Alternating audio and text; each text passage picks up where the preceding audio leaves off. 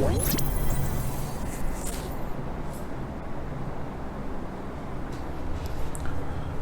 Students, welcome to Bansal classes online. I am Jaisingh Suryavanshi. Last lecture में student हमने देखा था कि हमारी इंटेस्टाइन के अंदर कुछ फोल्ड्स प्रेजेंट है और उन फोल्ड्स को हम बोलते हैं, देखा था हमने अलग अलग टाइप के फोल्ड्स थे। ठीक है, हमने विलाय और माइक्रोविलाय देखे थे जो कि फोल्ड्स होते हैं इंटेस्टाइन के अंदर, और यही फोल्ड्स मेनली एब्जॉर्प्शन में हेल्प करते हैं। जितने भी हमारे न्यूट्रिएंट्स हैं उनका एब्जॉर्प्शन इंटेस्टाइन की वॉल के अंदर होता है, और इंटेस्टाइन की वॉल में कुछ माइक्रोस्कोपिक हेयर लाइक प्रोजेक्शंस होते हैं और उन्हें बोलते हैं हम विलाय। विलाय के ऊपर कुछ और स्ट्रक्चर्स, कुछ और प्रोजेक्शंस देखने को मिलती है जिन्हें बोलते हैं हम माइक्रोविलाय। तो विलाय और माइक्रोविलाय हमने डिस्कस कर लिए थे लास्ट क्लास के अंदर। हमने एक डायग्राम बनाया था जहाँ पे हमने देखा था कि जो विलाय है, विलाय के अंदर नर्व्स की सप्लाई होती है बेटा। ठीक है, विलाय के अंदर ब्लड्स की सप्लाई होती है, विलाय के अंदर लिम्फेटिक वेसल की सप्लाई होती है। तो हमने देखा था कि जो फैट के लार्ज ग्लोब्यूल्स होते हैं, फैट के जो बड़े बड़े मॉलिक्यूल्स होते हैं, वो पहले छोटे छोटे मॉलिक्यूल्स में ब्रेक डाउन होते हैं, और डायरेक्टली फैट जो है बेटा वो जैसे बाकी न्यूट्रिएंट्स हैं वो डाइजेस्ट होने के बाद में डायरेक्टली ब्लड स्ट्रीम के अंदर ट्रांसपोर्ट हो जाते हैं। लेकिन फैट मॉलिक्यूल्स के साथ में ऐसा नहीं होता है। फैट के ग्लोब्यूल्स बड़े होते हैं बेटा, तो वो पहले इन लैक्टील्स के अंदर जाके ब्रेक डाउन होते हैं। और लैक्टील्स क्या है? तो लैक्टील्स है लिम्फेटिक वेसल, जैसे हमारी ब्लड के अंदर, जिससे हमारा ब्लड वेसल्स के अंदर फ्लो होता है बेटा, ऐसे ही हमारे बॉडी के अंदर एक और फ्लूइड फ्लो होता है ब्लड की तरह ही, जिसे बोलते हैं बेटा हम लिम्फ। ठीक है, तो लिम्फ जितना भी है वो लिम्फेटिक सिस्टम में फ्लो होता है, लिम्फेटिक वेसल्स के अंदर उनका फ्लो होता है, और ब्लड का फ्लो ब्लड स्ट्रीम के अंदर होता है। ठीक है, तो हमें यहाँ तक समझ में आ गया था कि फैट पहले ब्रेक डाउन होता है, ब्रेक डाउन होने के बाद में ये जाता है लैक्टील्स के अंदर, लैक्टील्स के अंदर फर्दर इसके मॉलिक्यूल्स ब्रेक डाउन होते हैं, और ब्रेक डाउन होने के बाद में यही लिम्फेटिक वेसल्स से जितने भी फैट के छोटे छोटे मॉलिक्यूल्स है, ठीक है, वो जाते हैं किसमें? ब्लड स्ट्रीम के अंदर। ठीक है, डायरेक्टली अगर ब्लड स्ट्रीम के अंदर फैट ग्लोब्यूल्स जाएंगे तो क्या होगा? हमारा ब्लड स्ट्रीम में ब्लड का फ्लो रुक जाएगा, और जिसकी वजह से हमारी डेथ भी हो सकती है। ठीक है, कोलेस्ट्रॉल ज्यादा से ज्यादा अमाउंट में वहां पर जमा हो जाएगा। जितना भी फैट है वो हमारी ब्लड वेसल्स के वॉल पे डेपोजिट होने लगेगा, जमा होने लगेगा, और उसकी वजह से हमारे ब्लड का फ्लो होने में मुश्किल होगी। ठीक है, बैरियर क्रिएट होगा, और बैरियर क्रिएट होने की वजह से ब्लड प्रेशर इंक्रीज हो जाएगा। इसके बाद में हमने देखा था कि स्मॉल इंटेस्टाइन के 3 पार्ट होते हैं। स्मॉल इंटेस्टाइन 3 पार्ट में डिवाइडेड है, 3 पार्ट होते हैं। सबसे जो अपर मोस्ट पार्ट होता है इंटेस्टाइन का, जो कि सबसे छोटा पार्ट है लेकिन ब्रॉड पार्ट होता है। ठीक है, और इसे बोलते हैं हम ड्यूडेनम। क्लियर? और ड्यूडेनम जो है बेटा, ड्यूडेनम में हमने देखा था कि ड्यूडेनम के अंदर भी विलाय प्रेजेंट होते हैं। विलाय तीनों जगह देखने को मिलते हैं हमें इंटेस्टाइन में, ड्यूडेनम के अंदर भी, इसके बाद में जेजुनम और इलियम, तीनों के अंदर देखने को मिलते हैं। लेकिन कई बार पूछ लेता है कि विलाय के नंबर ज्यादा किसमें होते हैं? तो विलाय के नंबर ज्यादा होते हैं इलियम के अंदर। ठीक है, विलाय के नंबर ज्यादा होते हैं बेटा इलियम के अंदर। ठीक है, इसके बाद में हम देखते हैं एक नेक्स्ट पॉइंट, उसी में नोट डाउन कर लेना आप। हम जो ड्यूडेनम वाला पार्ट लिख रहे थे उसी के अंदर आपको नोट डाउन करना है अभी जो हम पॉइंट लिख रहे हैं।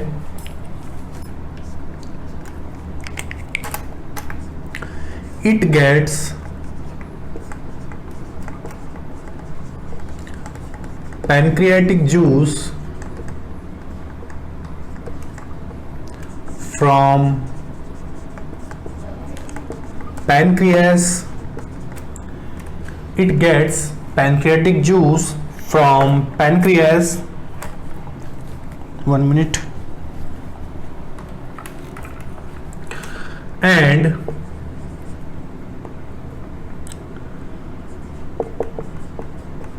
bile juice from liver through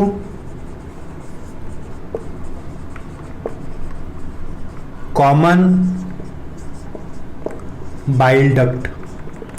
ठीक है बेटा, तो पैनक्रियाटिक जूस कहाँ से बनता है बेटा? पैंक्रियाटिक जूस किसके अंदर बनता है? तो पैंक्रियास के अंदर। पैंक्रियाटिक जूस के अंदर अलग अलग एंजाइम्स होते हैं, ठीक है। ऐसे ही जो बाइल जूस होता है बेटा, बाइल जूस के अंदर पिगमेंट्स प्रेजेंट होते हैं कुछ, ठीक है, कुछ कलरिंग एजेंट्स प्रेजेंट होते हैं जो कि हमारे फीसेस को कलर प्रोवाइड करते हैं। जितना भी हमारा एक्सक्रीटरी वेस्ट है वो येलोइश दिखाई देता है बेटा, है ना, ब्राउनिश दिखाई देता है, तो उसका कलर जो है वो किसकी वजह से होता है? तो बाइल जूस की वजह से होता है। साथ ही साथ यही बाइल जूस हमारे फैट के डाइजेशन में भी हेल्प करता है, ठीक है।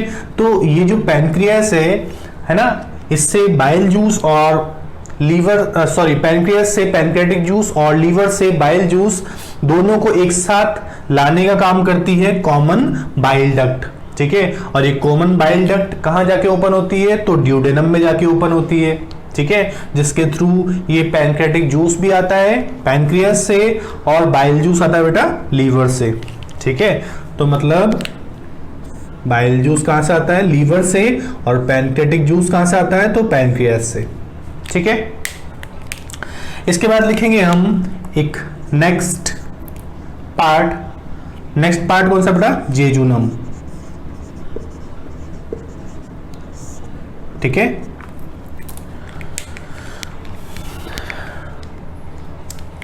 लिखते हैं एक नेक्स्ट पॉइंट इसमें, जेजुनम में लिखते हैं बेटा, है ना। Jejunum is second longest part of small intestine, ठीक है। ये जो जेजुनम है वो लॉन्गेस्ट और साथ ही साथ सेकंड पार्ट है इस स्मॉल इंटेस्टाइन का, है ना। स्मॉल इंटेस्टाइन का कैसा पार्ट है बेटा? ये सेकंड पार्ट है। फर्स्ट पार्ट कौन सा इंटेस्टाइन का? तो ड्यूडेनम। सेकंड पार्ट है ये जेजुनम, ठीक है। तो मतलब ये जो ड्यूडेनम है, ये ड्यूडेनम ही आगे कौन सी ट्यूब लीड कर रहा है? तो ड्यूडेनम वाला पार्ट आगे जाके जेजुनम फॉर्म कर रहा है, ठीक है। पहले इसको नोट डाउन कर लीजिए, फिर हम आगे लिखते हैं।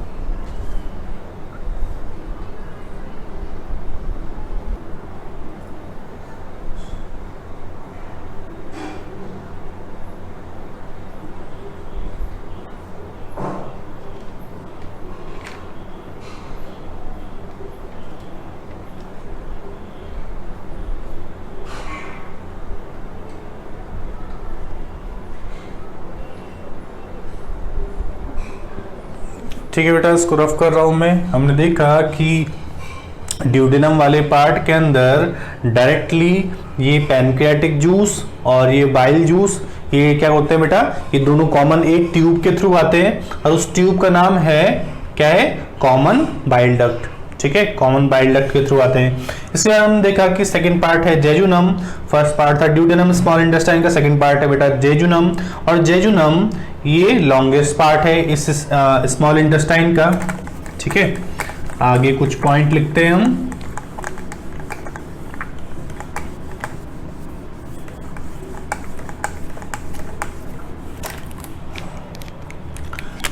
इसके बाद लिखते हैं बेटा एक next point, duodenum leads into a coil tube, ठीक है, is called jejunum।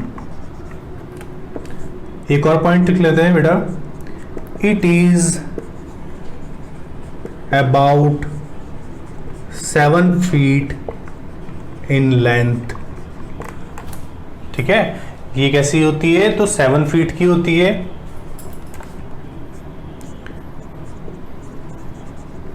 It contains विलाय, तो इसके अंदर विलाय भी प्रेजेंट होते हैं, है ना। ड्यूडेनम में भी विलाय प्रेजेंट होते हैं। इसके बाद में जो जेजुनम है, जेजुनम के अंदर भी विलाय प्रेजेंट होते हैं। साथ ही साथ में जो इलियम है, इलियम में सबसे ज्यादा विलाय के नंबर हमें देखने को मिलते हैं। तो कई बार पूछ लेता है आपसे कि सबसे ज्यादा विलाय के नंबर कहाँ होते हैं? तो विलाय के नंबर सबसे ज्यादा देखने को मिलते हैं हमें कहाँ पर बेटा? तो इलियम में, ठीक है। कहाँ पर देखने को मिलते हैं? इलियम में। इसके बाद लिखते हैं हम नेक्स्ट पॉइंट, थर्ड नंबर की हेडिंग लिखते हैं। फर्स्ट डिस्कस किया हम ड्यूडेनम, सेकंड डिस्कस किया हम जेजुनम, थर्ड है इलियम। ठीक है,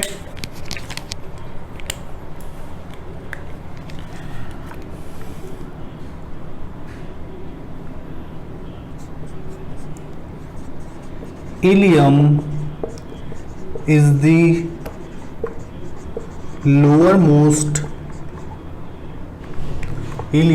the lowermost part of small intestine। ये कैसा है? तो ये लोअर मोस्ट पार्ट होता है स्मॉल इंटेस्टाइन का। ठीक है, थर्ड नंबर का है, फर्स्ट पार्ट देखा था हमने ड्यूडेनम, जहां पे क्या ओपन होता है बेटा? हमने देखा था जहां पे पैनक्रियाटिक जूस पैनक्रियास से और बाइल जूस लीवर से एक कॉमन बाइल डक्ट के थ्रू आता है। ठीक है, और यही ड्यूडेनम, यही बेटा जो ड्यूडेनम है ये किससे जुड़ा होता है? तो यही ड्यूडेनम स्टमक से जुड़ा होता है। क्लियर? यही ड्यूडेनम किससे जुड़ा होता है बेटा? स्टमक से। स्टमक का जो लास्ट पार्ट देखा था हमने पाइलोरस, वही पाइलोरस इस ड्यूडेनम से जुड़ा होता है।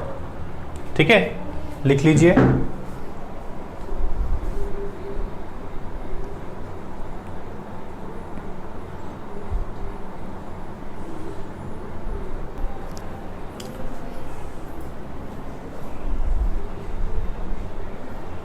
ठीक है बेटा,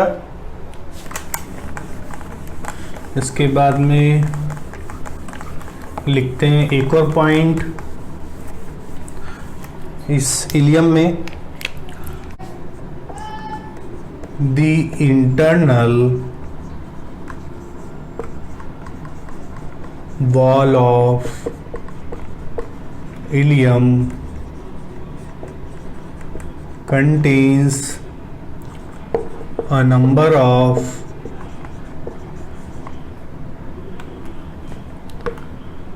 folds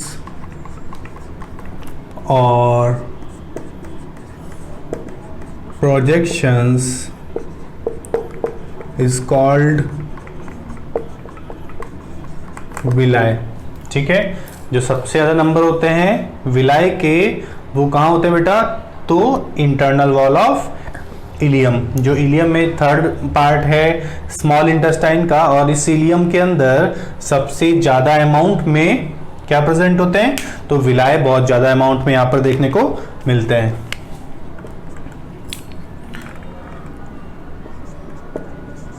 विलाय helps to increase surface area for absorption of food nutrient। ठीक है बेटा, इसके बाद बेटा हमें पता होना चाहिए कि जो विलाय है, विलाय किस तरीके से जितने भी न्यूट्रिएंट है उनको एब्जॉर्ब करता है। हमें ये पता है बेटा कि हमारी इंटेस्टाइन के अंदर बहुत सारे विलाय है। ठीक है, स्मॉल इंटेस्टाइन के अंदर बहुत सारे विलाय प्रेजेंट है और ये विलाय ही एब्जॉर्प्शन एरिया को इंक्रीज करते हैं। ठीक है, आपको पता है बेटा कि ये जो विलाय होते हैं ये किस तरह की स्ट्रक्चर है? कैसी स्ट्रक्चर बेटा? इस तरह की स्ट्रक्चर होती है ये। ठीक है, अब ये इस तरीके की बेटा फिंगर लाइक जो प्रोजेक्शन होते हैं, ये फिंगर लाइक जो स्ट्रक्चर होती है, इन्हें बोलते हैं हम, क्या बोलते हैं बेटा? इन्हें बोलते हैं हम विलाय। ठीक है, इन्हें बोलते हैं बेटा हम विलाय। तो विलाय किस तरीके से न्यूट्रिएंट को एब्जॉर्ब करते हैं आप समझ सकते हैं बेटा कि इस तरीके से जो फिंगर लाइक पोजीशन है इसकी वजह से इनका सरफेस एरिया इंक्रीज हो गया। हमारी जो इंटेस्टाइन है स्मॉल इंटेस्टाइन, उसकी वॉल किस तरह की बेटा? तो उसकी वॉल इस तरह की है, उसमें इस तरह के से फिंगर लाइक प्रोजेक्शन प्रेजेंट है जिन्हें बोलते हैं हम विलाय। अगर वॉल इस तरीके से ना होके बिल्कुल सिंपल स्ट्रेट होती तो क्या होता बेटा, सरफेस एरिया कम होता और कम न्यूट्रिएंट एब्जॉर्ब हो पाते। लेकिन अभी किस तरह की है ये हमारी इंटेस्टाइन की वॉल, तो फिंगर लाइक प्रोजेक्शन प्रेजेंट है। तो इसी वजह से ये जो विलाय होते हैं वो एब्जॉर्प्शन एरिया को इंक्रीज करते हैं। लिखा भी हमने point, villi helps to increase surface area for absorption of food nutrient. ठीक है, अब आपको समझना बेटा किस तरीके से ये जो फूड न्यूट्रिएंट है वो एब्जॉर्ब होते हैं, तो बाय द डिफ्यूजन प्रोसेस। ठीक है ना, तो कैसे किस तरीके से डिफ्यूजन प्रोसेस होता है बेटा, हमें पता है कि डिफ्यूजन प्रोसेस हमेशा, मैंने आपको इससे पहले 6th क्लास में भी बेटा बताया है आपको कि किस तरीके से डिफ्यूजन प्रोसेस होता है।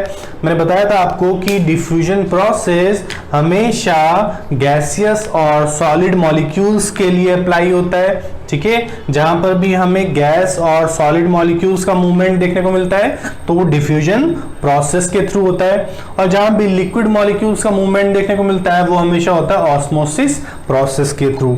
ठीक है, तो हमारी विलाय के अंदर ये जो न्यूट्रिएंट एब्जॉर्ब हो रहे हैं तो कैसे ऑब्जॉर्ब हो रहे हैं, तो ये भी बाय द डिफ्यूजन प्रोसेस। ठीक है, किसी भी कोई सा भी एनिमल हो बेटा, चाहे अमीबा हो चाहे हम हो, हर किसी लिविंग ऑर्गेनिज्म के अंदर जो फूड न्यूट्रिएंट, ठीक है, साइटोप्लाज्म के अंदर मिक्स हो रहे हैं, डिसॉल्व हो रहे हैं। ठीक है, तो किस प्रोसेस के थ्रू हो रहे हैं, तो वो हो रहे हैं बाय डिफ्यूजन प्रोसेस। ठीक है, चाहे हमारी बात करें चाहे किसी भी सिंपल बॉडी ऑर्गेनाइजेशन वाले लिविंग ऑर्गेनिज्म जैसे अमीबा की बात करें, तो जैसे हम में गैसेस एक्सचेंज डिफ्यूजन प्रोसेस के थ्रू होता है, ऐसे किसी भी सिंपल बॉडी वाले ऑर्गेनिज्म के अंदर भी गैसेस एक्सचेंज डिफ्यूजन प्रोसेस के थ्रू ही होता है। तो डिफ्यूजन प्रोसेस दो ही तरह के मॉलिक्यूल्स के लिए अप्लाई होता है, एक तो सॉलिड मॉलिक्यूल्स के लिए, दूसरा कैसे मॉलिक्यूल्स, तो बेटा गैसियस मॉलिक्यूल्स। ठीक है, अब ये न्यूट्रिएंट है सॉलिड मॉलिक्यूल्स, तो डिफ्यूजन प्रोसेस के थ्रू क्या होगा बेटा, डिफ्यूजन प्रोसेस में क्या होता है, हमेशा सॉलिड और जितने भी गैसियस मॉलिक्यूल्स है वो हमेशा हायर कंसंट्रेशन से लोअर कंसंट्रेशन की तरफ मूवमेंट करते हैं। तो यहां पर विलाय के बाहर जो न्यूट्रिएंट्स हैं उनके नंबर क्या है बेटा, ज्यादा अमाउंट में। ठीक है, अब आपको पता है कि इन विलाय के अंदर क्या प्रेजेंट है, इन विलाय के अंदर ब्लड वेसल्स प्रेजेंट है। इन विलाय के अंदर क्या प्रेजेंट है बेटा, इन विलाय के अंदर ब्लड वेसल्स प्रेजेंट है। ठीक है, साथ ही साथ में लिम्फेटिक वेसल भी यहां पर प्रेजेंट होती है, लेकिन अभी लिम्फेटिक वेसल से हमें कोई मतलब नहीं है, अभी बस हमें डिफ्यूजन समझना है। तो बेटा ये विलाय के बाहर जो न्यूट्रिएंट है उनके नंबर क्या है, ज्यादा, और विलाय के अंदर न्यूट्रिएंट के नंबर क्या है बेटा, कम।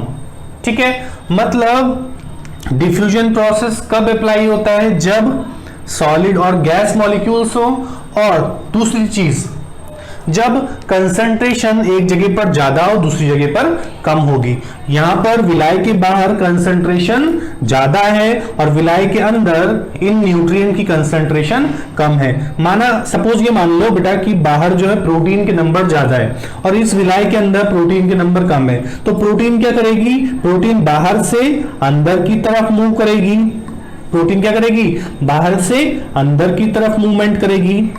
ठीक है, जितने भी न्यूट्रिएंट हैं वो कहां जाएंगे बेटा, डिफ्यूज होके, तो डिफ्यूज होके वो जाएंगे इन विलाय के अंदर, और इन विलाय से किस में जाएंगे, डाइजेस्ट होके इन ब्लड वेसल्स के अंदर, और ब्लड वेसल्स से कहां चले जाएंगे, ये सेल्स में। ठीक है, सेल्स में जाके ये न्यूट्रिएंट एनर्जी की फॉर्म में कन्वर्ट होंगे और कुछ एनर्जी स्टोर हो जाएगी हमारी बॉडी के अंदर, क्योंकि हर एक प्रोसेस को करने के लिए हमें एनर्जी की रिक्वायरमेंट है, तो कुछ एनर्जी स्टोर हो जाएगी। और किस फॉर्म में स्टोर होती है एनर्जी हमारी बॉडी के अंदर, तो एटीपी की फॉर्म में। ठीक है, एटीपी कई बार बता चुका हूं बेटा, एटीपी का नाम क्या है, तो एटीपी का नाम है एडिनोसिन ट्राइफॉस्फेट। क्या नाम बेटा एटीपी का, एडिनोसिन ट्राइफॉस्फेट। मैं फर्स्ट चैप्टर में भी इसको बता चुका हूं।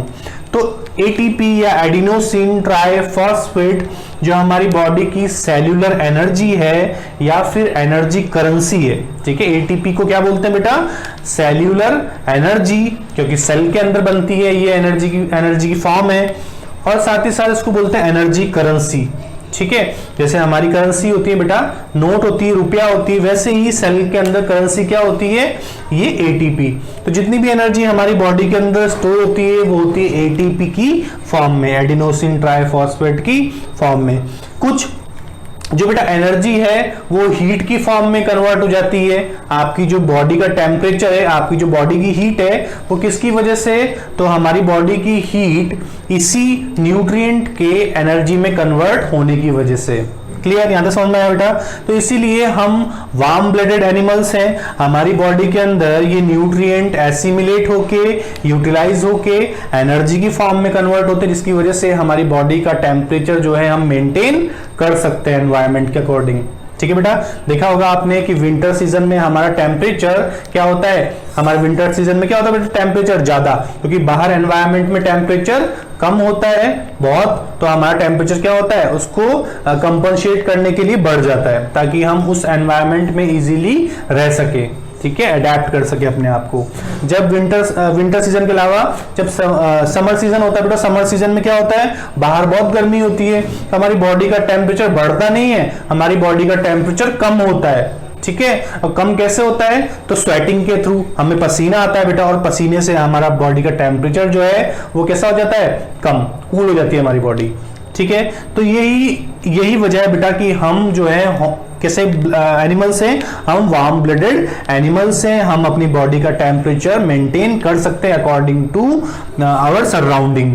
ठीक है, तो ये न्यूट्रिएंट किस प्रोसेस के थ्रू डिफ्यूज होते हैं, विलाई के अंदर या फिर स्मॉल इंटेस्टाइन की वॉल के अंदर, तो किसके थ्रू होते हैं बेटा, तो इन विलाई में, विलाई जो है बेटा, विलाई का सरफेस एरिया इंक्रीज है। ठीक है, ज्यादा से ज्यादा न्यूट्रिएंट को एब्जॉर्ब करने के लिए, और यहाँ पे डिफ्यूजन प्रोसेस काम आ रहा है। डिफ्यूजन प्रोसेस से जितने भी न्यूट्रिएंट है जो कि सॉलिड मॉलिक्यूल से, वो हाई कंसंट्रेशन से लोअर कंसंट्रेशन की तरफ मूव कर रहे हैं। ठीक है बेटा, नोट डाउन कर ले इसको।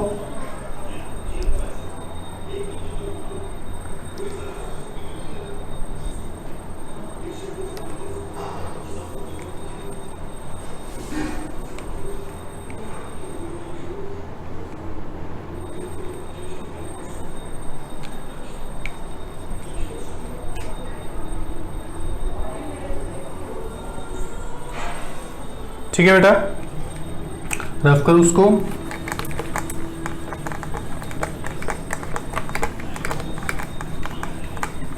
इसके बाद लिखेंगे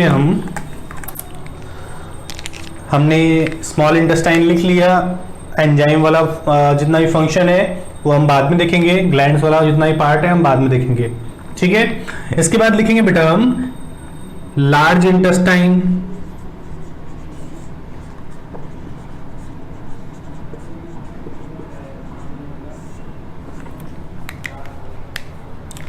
ठीक है, तो लिखते हैं बेटा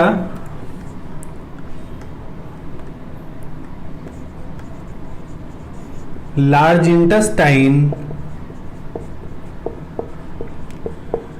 is small and much shorter than small intestine. ठीक है बेटा, तो स्मॉल इंटेस्टाइन जो है छोटी होती है, शॉर्ट होती है स्मॉल इंटेस्टाइन की कंपैरिजन में, है ना। लार्ज इंटेस्टाइन इसका मतलब ये नहीं है बेटा कि ये ज्यादा लॉन्ग है, तो ज्यादा लॉन्ग नहीं है, सबसे ज्यादा लॉन्ग है स्मॉल इंटेस्टाइन, क्योंकि स्मॉल इंटेस्टाइन नैरो होती है डायमीटर में, इसीलिए उसको डायमीटर की वजह से बोलते हैं, क्या बोलते हैं बेटा, स्मॉल इंटेस्टाइन। इसका जो डायमीटर है वो स्मॉल इंटेस्टाइन की कंपैरिजन में ज्यादा होता है, और इसीलिए इसको बोलते हैं large intestine. Small intestine nutrient को एब्जॉर्ब करने के लिए बनी होती है। ठीक है, ये आपको समझ में आई गया बेटा, क्योंकि विलाय जो है यहां पर देखने को हमें नहीं मिलते हैं। ठीक है, large intestine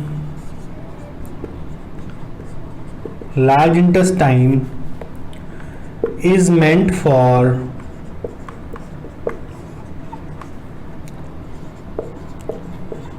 absorption of water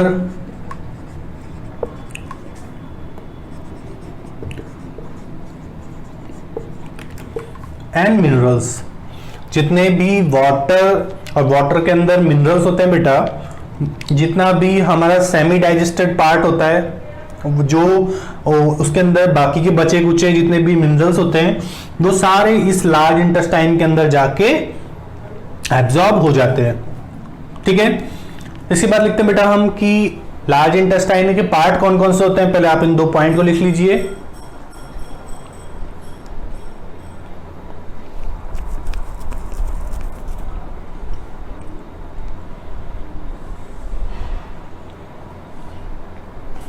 ठीक है, रफ करता हूं मैं।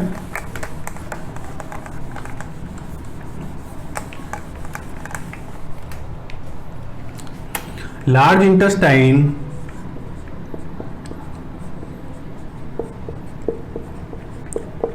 is divided into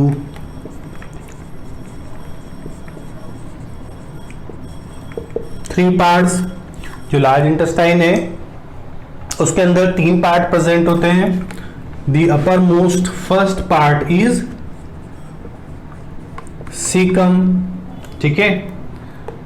second one is colon, और जो थर्ड पार्ट होता है उसको बोलते हैं हम बेटा रेक्टम। 3 पार्ट होते हैं लार्ज इंटेस्टाइन के, एक होता है सीकम, दूसरा कॉलन, तीसरा रेक्टम। ठीक है, जो कि फर्स्ट पार्ट है सीकम। ठीक है, तो 1-2 पॉइंट लिख लेते हैं। It is the first part of large intestine. ये कैसा होता है बेटा? तो ये लार्ज इंटेस्टाइन का फर्स्ट पार्ट है। इसके बाद लिखते हैं बेटा कि ये जो सीकम है, caecum is blind sac like structure. ये कैसी होती है? ब्लाइंड सैक लाइक स्ट्रक्चर होती है। ठीक है, नोट डाउन कीजिए इन पॉइंट्स को। हमने लिखा है बेटा कि लार्ज इंटेस्टाइन 3 पार्ट में डिवाइड होती है, सीकम, कॉलन और रेक्टम। सीकम जो है फर्स्ट पार्ट है इस लार्ज इंटेस्टाइन का, और ये कैसी होती है? ब्लाइंड सैक लाइक स्ट्रक्चर होती है। ह्यूमंस के अंदर ये इतनी ज्यादा डेवलप टाइप की नहीं होती, लेस डेवलप्ड होती है as compare to herbivorous animals. ठीक है, क्योंकि हम जो है बेटा सेलुलोज को डाइजेस्ट नहीं कर सकते, हमारे पास सेलुलोज को डाइजेस्ट करने के लिए एंजाइम्स नहीं है बॉडी के अंदर, और साथ ही साथ सेलुलोज को डाइजेस्ट करने वाले जो बैक्टीरियाज हैं वो भी हमारे इंटेस्टाइन के अंदर प्रेजेंट नहीं है। तो इसीलिए हमारे अंदर ये सीकम लेस डेवलप टाइप का as compare to herbivorous animals. ठीक है, इसको नोट डाउन कीजिए, फिर हम आगे पॉइंट लिखते हैं।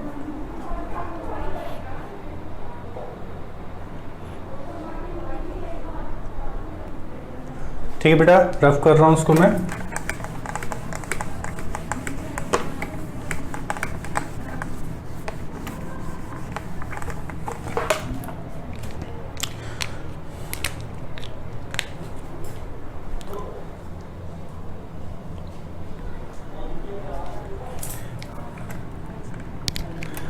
तो इसके बाद लिखते हैं बेटा एक पॉइंट, सीकम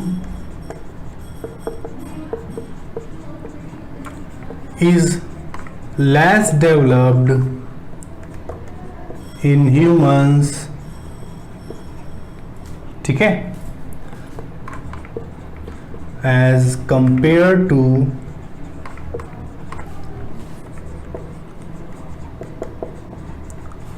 herbivorous animals। ठीक है बेटा, in herbivorous animals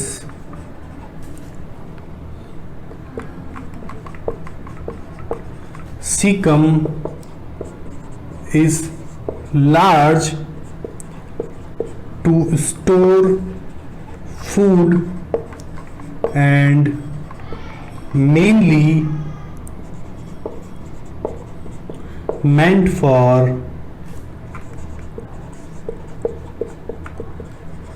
digestion of cellulose. ठीक है बेटा, in herbivorous animals caecum is large to store food and mainly meant for digestion of cellulose. तो हर्बीवोरस एनिमल्स में सीकम ज्यादा डेवलप टाइप का होता है, लार्ज होता है, लेकिन ह्यूमंस में इतना लार्ज नहीं होता इन हर्बीवोरस एनिमल्स के कंपैरिजन में। ठीक है, और ये जो बेटा सीकम है, ये सीकम क्या करता है, सेल्यूलोज को डाइजेस्ट करने का काम करता है हर्बीवोरस एनिमल्स में। हमारी बॉडी के अंदर सेल्यूलोज का डाइजेशन नहीं हो पाता। क्यों? क्योंकि हमारी बॉडी के अंदर सेल्यूलोज को डाइजेस्ट करने वाले एंजाइम्स भी नहीं है बेटा, और साथ ही साथ में सेल्यूलोज को डाइजेस्ट करने वाले बैक्टीरियाज भी एब्सेंट है। ठीक है, सेल्यूलोज क्या है, तो सेल्यूलोज एक कॉम्प्लेक्स कार्बोहाइड्रेट की फॉर्म है। ठीक है, सेल्यूलोज क्या है, तो सेल्यूलोज एक कॉम्प्लेक्स कार्बोहाइड्रेट की एक फॉर्म है। इसके बाद में बेटा लिखते हैं हम एक और point,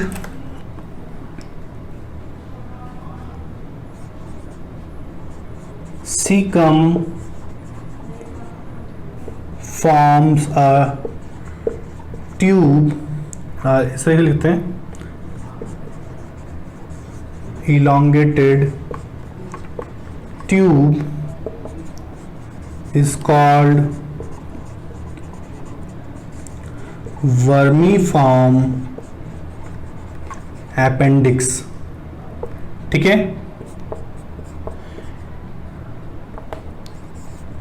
it gets infected by bacterias। ठीक है, तो caecum forms elongated tube is called vermiform appendix. Caecum के पास में ही हम डायग्राम बनाएंगे बेटा नेक्स्ट लेक्चर पे। तो हमें सीकम के पास ही एक ट्यूब लाइक इलोंगेटेड स्ट्रक्चर देखने को मिलती है। इस स्ट्रक्चर को बोलते हैं हम वर्मीफॉर्म अपेंडिक्स। और यही अपेंडिक्स जो है बेटा, ये वर्मीफॉर्म अपेंडिक्स, इसमें बैक्टीरियाज का इन्फेक्शन हो जाता है बेटा, जिसकी वजह से काफी ज्यादा पेन होता है। ठीक है, तो जब ये इन्फेक्टेड हो जाता है तो उसको बोलते हैं अपेंडिसाइटिस। तो अपेंडिक्स एक ट्यूब होती है, सीकम के पास में प्रेजेंट होती है, और ये बैक्टीरियाज के थ्रू इन्फेक्टेड हो जाती है। ठीक है, इनको नोट डाउन कीजिए।